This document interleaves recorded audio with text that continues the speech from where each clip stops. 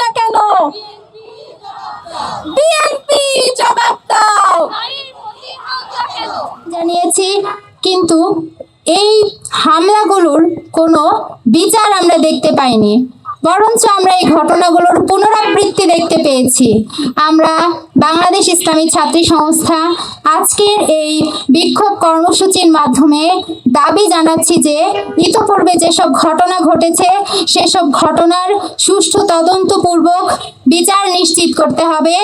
নারীদের জন্য সুস্পষ্ট নিরাপদ একটি বাংলাদেশ তৈরি করতে হবে। জুলাইয়ের যে অঙ্গীকার ছিল নারীদের জন্য নিরাপদ দেশ, সেই নিরাপদ দেশ বাস্তবায়নে ভূমিকা পালন করতে হবে।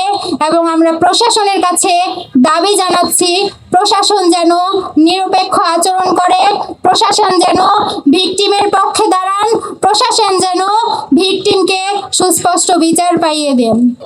ঠিকানা